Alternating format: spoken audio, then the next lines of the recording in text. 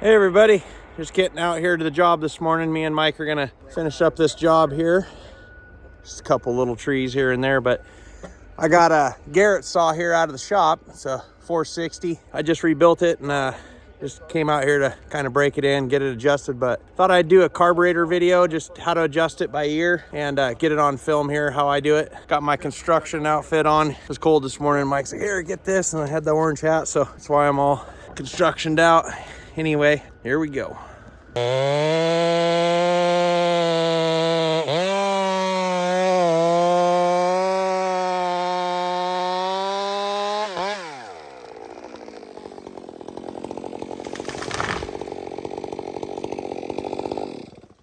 I think his delimiter was right there.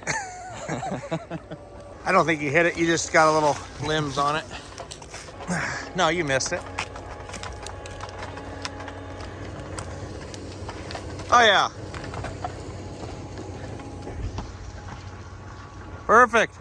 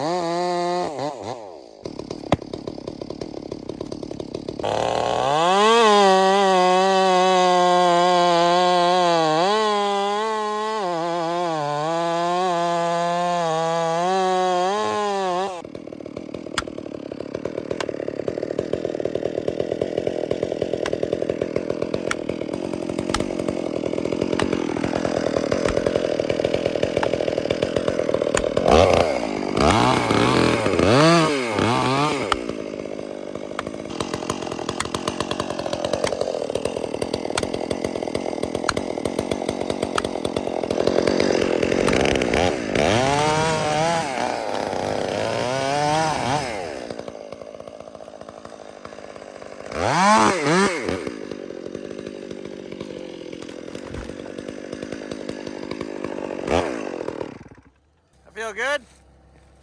I needed that. Yeah, we did.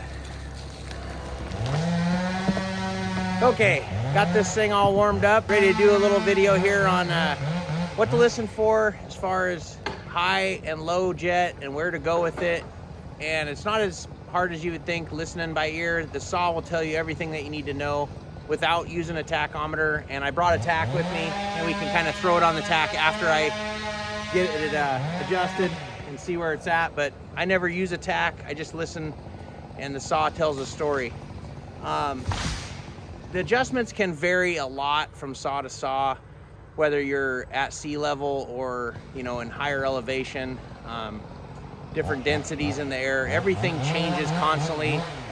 That's why I like the 500, and the M-Tronics actually do really well too. They just self-adjust and you can just run them. Okay, so I'm ready to adjust. Basically, when I start the saw up, I'm ready to adjust my low first. And what I'm looking for is throttle response, how the saw reacts when I stab the throttle, full throttle, and then let off. What I'm looking for is I want the RPMs to drop back down fairly fast.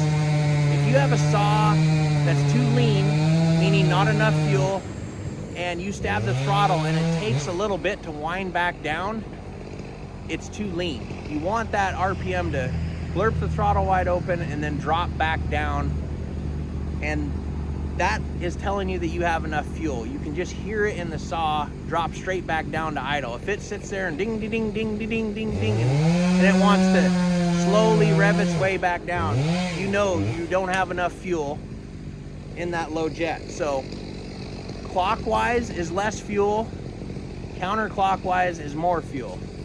These old boys are logging over here. What do they think? I'm trying to build a video.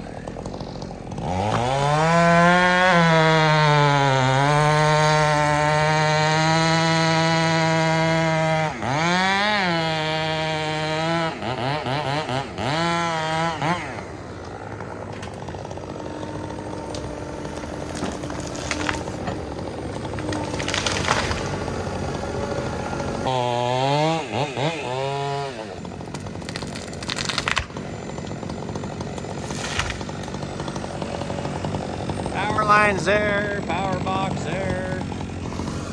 Our pickups here.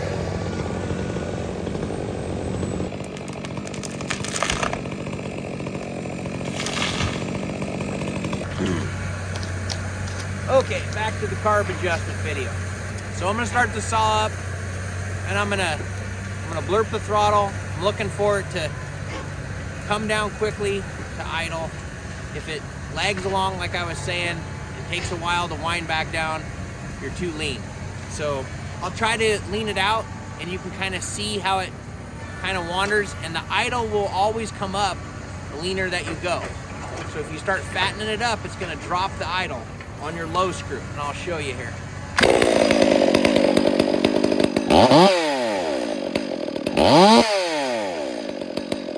See how it comes right back down to idle? Now I'm gonna lean it up a little bit.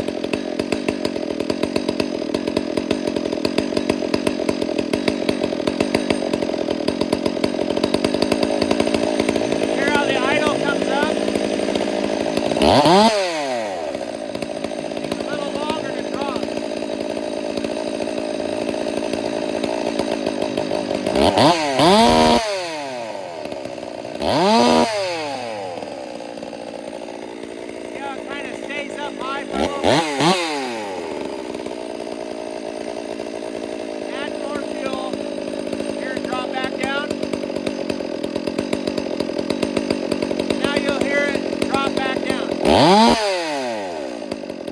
Right down to idle.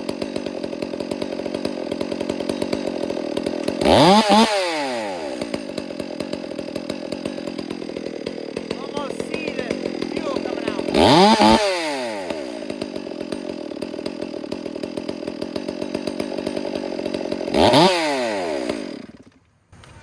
So I'm kind of shooting for, like, you know, 28, 2900, somewhere around there on idle. But I'm not gonna adjust my idle yet. I'm gonna wait till the very end, till everything's adjusted. Now I'm gonna go to the high. I think my low's pretty good. Now I'm gonna go to the high. And what I'm looking for is, I'm gonna hold the throttle wide open. I'm gonna hold the throttle wide open. And what I'm looking for is either 4-stroking or dieseling, or I want to sputter at the very top RPM. When I hold that throttle wide open, I don't want it to just be smooth. The smoothness is telling you that you're too lean, that you don't have enough fuel. You want that sputter in there because it's getting enough fuel, and you want that sound. That's what we're looking for. And just to backtrack a little bit, a lot of the new saws, they have rev limiters in them, and the rev limiters are set at like 13.6. So it's impossible to do this with a rev limiter saw. So if you go to a 461 or like a 661 carbureted saw, they all have rev limiters. So you can't hear the dieseling with the adjustment of the throttle. You're just gonna hear it bouncing off the rev limiter. This is a 460. They didn't have any rev limiters. The early 66s, all that had no rev limiters. So the way I do these, just by ear, and once you kind of get used to adjusting a saw, you just kind of remember the turns, and it's a good place to start. So once you get, you know, a baseline, you're running, you know, turn a quarter on your low always, and 1 turn on your high is pretty close. Most of the saws will run pretty close to that. And once you run it for a little bit, you can always take a look at your screen color and see how the saw is performing after running it for a while. So I'm gonna start this thing up. I'm gonna try to get it to sputter on the top so I can kind of show you guys where I like to have the fuel.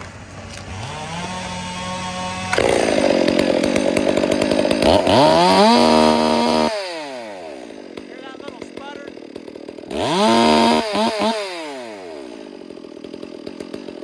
Now I'm gonna lean it up. You're gonna hear it get really smooth. You don't want that.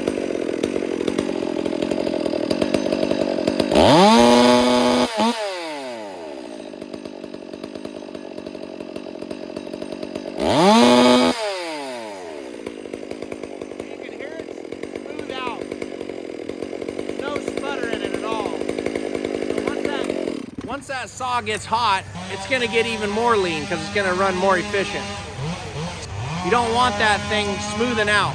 You want it to sputter. So I'm gonna hold the throttle wide open and go counterclockwise now until I faintly hear the sputter start to come in to the RPM. You can faintly hear it. I hope you guys can hear it on the camera.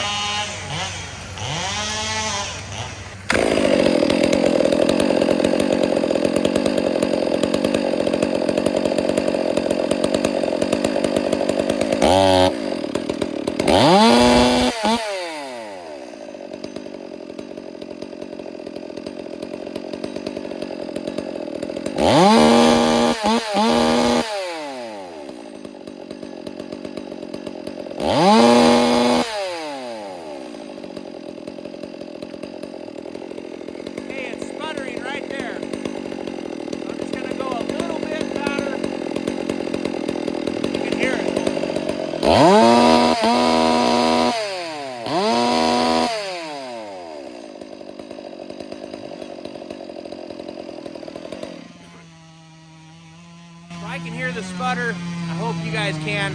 Now let's put the tack on it and see how close I was.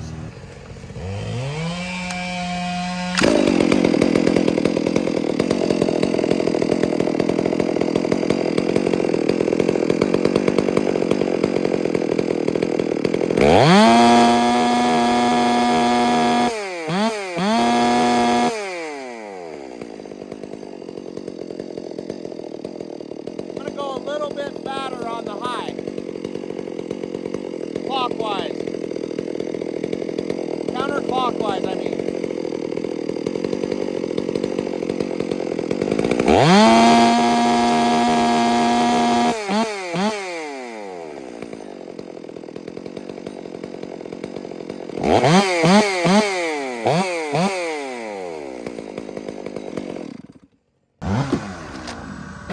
Okay, that wasn't that bad. I was about 2,800 on the idle. It was around 14.2, 14.3 on the high.